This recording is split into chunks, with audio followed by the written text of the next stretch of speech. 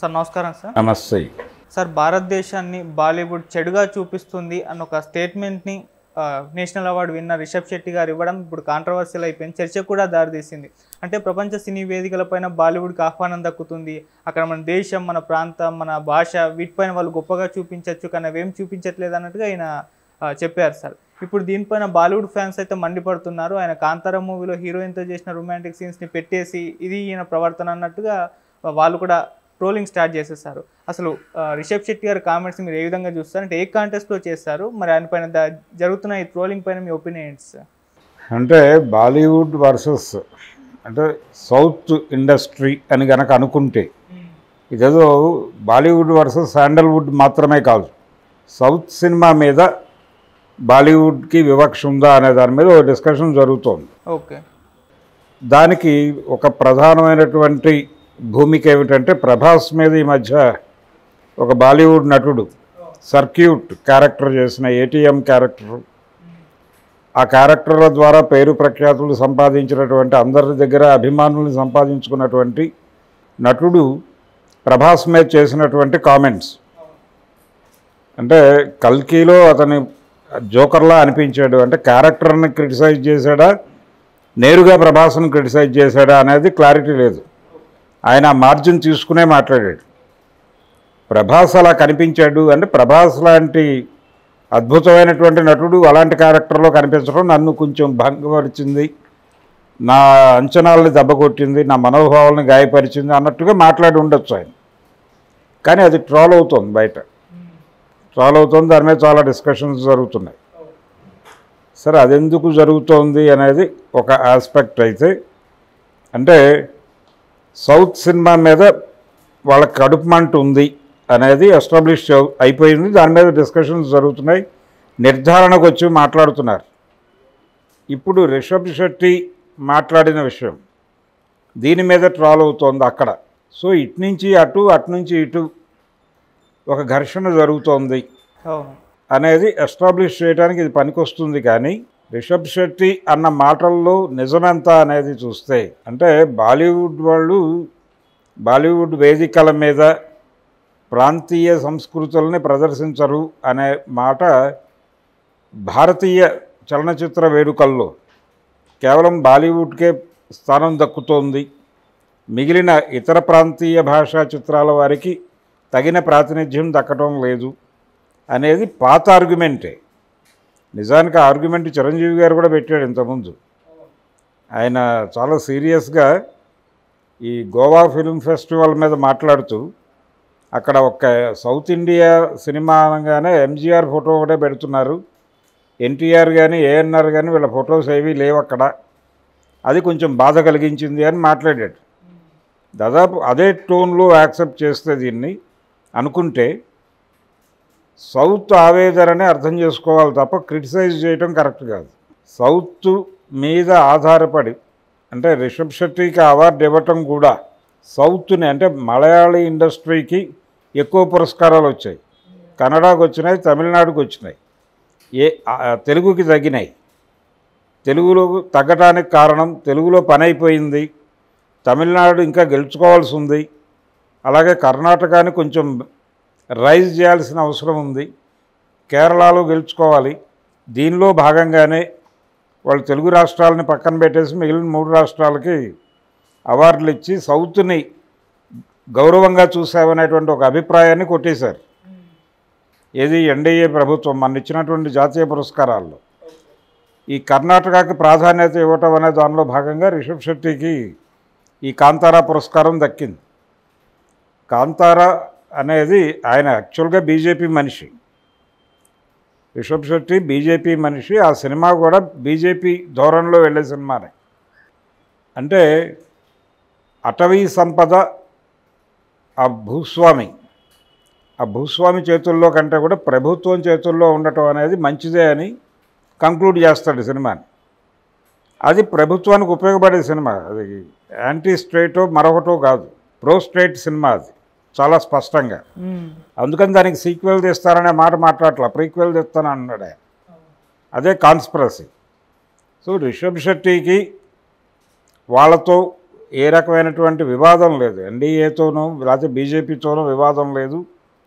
అయితే ఈ కామెంట్స్ ఎవరైతే ట్రోల్ చేస్తున్నారో వాళ్ళని కంట్రోల్ చేయటం అనేది వాళ్ళ మెకానిజం మొదలవుతుంది. ఈపాటికి ప్రభాస్ వర్సెస్ సర్క్యూట్ జరుగుతున్నటువంటి వివాదం, దాని గొడవ వేరు, ఈ గొడవ వేరు.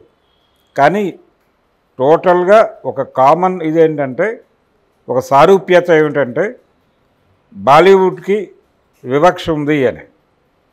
ఆ వివక్ష ఉన్నమాట వాస్తవమే, కొత్తదేం కాదు అది. ఏ స్థాయి వివక్ష అంటే, ఒకప్పుడు తెలుగు సినిమా డైరెక్టర్లు తెలుగు సినిమా రీమేకులతో బాలీవుడ్లో కాలం గడిపినటువంటి ఒక హీరో ఉన్నాడు, జితేంద్ర కెరియర్ మొత్తం రీమేక్లే. 100% రీమేక్ సినిమాలు చేశాడు ఆయన.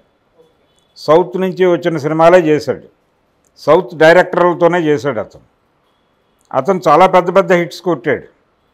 కానీ అతనికి బాలీవుడ్లో ఇతర హీరోలు అమితాబ్ బచ్చన్కి వీళ్ళకి దక్కినటువంటి చోటు దక్కల. కారణం ఏంటంటే అతను సౌత్ సినిమాలతో బతికాడని. సౌత్ సినిమాలతో బతికినటువంటి బాలీవుడ్ నటుడికే వాళ్ళు సరైనటువంటి ప్రాముఖ్యత ఇవ్వని పరిస్థితి.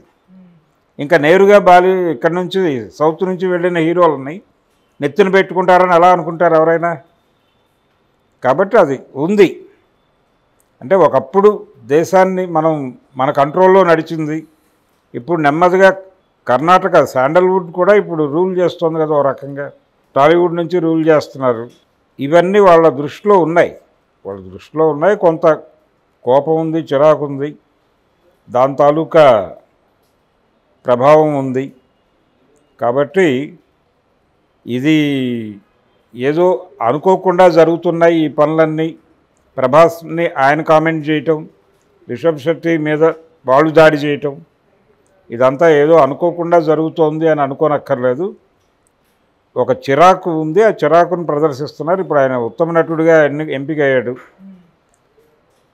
ఉత్తమ నటుడిగా రిషబ్ శెట్టి ఎంపిక కావటం ఇబ్బంది కలిగించినటువంటి వాళ్ళు ఎవరన్నా అక్కడ రైజ్ అయ్యి దీన్ని ఇష్యూ చేసి ఉండొచ్చు. ఈ నేపథ్యం ఉంది. ఒకటి మాత్రం వాస్తవం, రిషబ్ శెట్టి అన్న మాటల్లో జాతీయ చలనచిత్ర వేడుకల్లో సౌత్కి దక్కాల్సినటువంటి స్థానం దక్కట్లేదు. సినిమా అంటే కేవలం బాలీవుడ్ సినిమా అనే ప్రమోట్ చేస్తున్నారు, అక్కడికే పరిమితం అవుతున్నారు అని ఒక స్టేట్మెంట్ ఏదైతే ఉందో అది కరెక్టే. దాంతో ఎవరైనా ఏకీభవిస్తారు. అలా ఆ మాట చెప్పిన మొదటి హీరో అతను కాదు, చాలామంది చెప్పారు ఈ మాట. చిరంజీవి కూడా చెప్పాడు. కాబట్టి చిరంజీవి ట్రోల్ కాల. అప్పుడు కారణం ఏంటంటే ఇప్పుడు పర్టికులర్గా అతను జాతీయ పురస్కారం తీసుకోవటం అనే కాంటెక్స్ట్లో ఈ వ్యవహారం నడుస్తోంది. రెండోది, సౌత్ సినిమా బాలీవుడ్ని ఛాలెంజ్ చేస్తోంది, హిందీ మార్కెట్ని కంట్రోల్ చేస్తోంది. దీని మీద చిరాకు పడినటువంటి వాళ్ళు కూడా మాట్లాడచ్చు. కాబట్టి కడుపు మంట అనేది వాస్తవంగా వాడాల్సిన పదమే, తప్పేం లేదు. సార్, అది సౌత్ సినిమాల ద్వారా జితేంద్ర ఉన్నారు, అతన్ని పట్టించుకోలేదు అని అంటున్నారు. ఇప్పుడు బాలీవుడ్ వాళ్ళే ఇక్కడికి వచ్చి సినిమాల్లో అంటే ఆర్టిస్టులుగా, మన విలన్స్గా ఈ కీలక రోల్ పోషిస్తున్నారు కదా, వాటిని ఏ విధంగా చూడొచ్చు అంటారు? అంటే సినిమా అనేది షేప్ మారిపోయింది. ఇదివరకు తెలుగు సినిమా అంటే తెలుగు ప్రాంతాల్లో మాత్రమే ఉండేది. ఇప్పుడు వీళ్ళు మార్కెట్ ఎక్స్పాండ్ చేసుకుని అన్ని చోట్ల రిలీజ్ చేయడానికి ఏర్పాట్లు చేసుకుని ముందుకు వెళ్ళిపోతున్నారు. గతంలో అలా లేదు కదా. రీమేకులు చేసుకుని బతుకుతారు సౌత్ వాళ్ళు అనేటువంటి ఒక అభిప్రాయం ఉండేది వాళ్ళకి. హిందీ సినిమాల రీమేకులతోనే బతుకుతారనే అభిప్రాయం ఉండేది. కొంత వాస్తవం కూడా. ఎన్టీఆర్ గారి నిప్పులాంటి మనిషి, అన్నదమ్ముల అనుబంధం, నేరం నాది కాదు ఆకలిది, మగాడు, ఇవన్నీ రీమేక్లే కదా. కాబట్టి రీమేకులతో కాలక్షేపం చేస్తారు వీళ్ళు అనే అభిప్రాయం వాళ్ళకు ఉండేది. అలాగే హిందీ సినిమాని బతికించింది మా రీమేకులే అనే అభిప్రాయం వీళ్ళకే ఉండేది. దాసరి గారు వీళ్ళందరూ ఇక్కడ తీసిన ప్రతి సినిమా అక్కడ రీమేక్ అయ్యేది జితేంద్రతో. ఇది ఒక ధోరణి నడిచేది. అంటే ఇప్పుడేంటి, మార్కెట్ విస్తరించింది, వీళ్ళు అక్కడికి పెరిగారు. ఇప్పుడు ప్రతి ఒక్కళ్ళు బాలీవుడ్ సినిమాలు కూడా సౌత్ ఆడియన్స్ని అట్రాక్ట్ చేయడానికి ఏం చేయాలని ప్రత్యేకంగా పరిశోధనలు చేస్తున్నారు. వాళ్ళు కూడా వీళ్ళకి రోల్స్ ఇస్తున్నారు. అలాగే ఇక్కడ డైరెక్టర్లకు ప్రాధాన్యత ఇస్తున్నారు. సందీప్ వంగ హాట్ ప్రాపర్టీ కదా ఇప్పుడు. అలాగే ప్రశాంత్ నీలు అతని వైపు చూస్తున్నారు. రాజమౌళితో సినిమా కమిట్ అయితే బాగుంటుందని చాలామంది అనుకుంటున్నారు. అలాగే ఇప్పుడు మన కల్కి తీసినటువంటి నాగశ్విన్కి కూడా ఒక క్రేజ్ ఏర్పడింది అక్కడ. ఇది రియాలిటీ. ఇప్పుడు అమీర్ ఖాన్ కూడా లోకేష్ కనకరాజుతో సినిమా చేయడానికి సిద్ధపడుతున్నాడు అనే వార్త చూసాం కదా. అట్లీతో మొన్నే షారుఖ్ ఖాన్ చేస్తున్నాడు కదా. ఇంకో సౌత్ ఇండియన్ డైరెక్టర్ కోసం చూస్తున్నాడు ఆయన. కాబట్టి ఆ సరిహద్దులు చెరిగిపోతున్నాయి. ఈ సరిహద్దులు చెరిగిపోతున్న టైంలో ఇక్కడ ఆర్టిస్టులు అక్కడ చేస్తున్నారు, అక్కడ ఆర్టిస్టులు ఇక్కడ చేస్తున్నారు, అక్కడ ఆర్టిస్టులు ఇక్కడ చేయటం పట్ల ఇక్కడ కొంతమంది కోపం వస్తుంది. పరభాష నటులను పట్టుకొచ్చేస్తున్నారని కోట శ్రీనివాసరావు గారు చిరాకు పడ్డాడు కదా ఆ మధ్య. ఆ చిరాకు ఇక్కడ ఉంటుంది, అక్కడ కూడా ఉంటుంది. అవును. సినిమాని మార్కెట్ చేసుకోవడం కోసం రకరకాల ప్రాంతాల వాళ్ళని అకామిడేట్ చేస్తున్నారు సినిమాలు. ఇది తెలుగు సినిమాలోనూ జరుగుతోంది, హిందీ సినిమాలోనూ జరుగుతోంది, ఈ ప్రతి చోట జరుగుతోంది. ఇక్కడ అక్కడ అని లేదు. ఇప్పుడు హాలీవుడ్ సినిమాల్లో కూడా తెలుగు వాళ్ళని తీసుకోవచ్చు. ఆల్రెడీ చర్చలు జరుగుతున్నాయి కదా మార్వెల్ సిరీస్కి ఇక్కడ నుంచి ధనుష్ వెళ్తాడని. తర్వాత ఒక హాలీవుడ్ సినిమాలో రామ్ చరణ్కి అవకాశం ఇవ్వడానికి ప్రయత్నాలు జరుగుతున్నాయని, ఎన్టీఆర్ కూడా ఒక హాలీవుడ్ సినిమా ప్రయత్నాల్లో ఉన్నాడని ఇవన్నీ వింటున్నాం కదా మనం. నిజం కూడా కావచ్చు. ఇప్పుడు సినిమా అనేది గతంలో లాగా లో budget cinema, high budget cinema, star cinema, non star cinema, చిన్న సినిమా ఇలాంటి డివిజన్స్ లేవు. ఇప్పుడు 3 divisions: local market cinema, pan India cinema, world market cinema. ఈ 3 డివిజన్స్లోనే సినిమా ఉండాలి.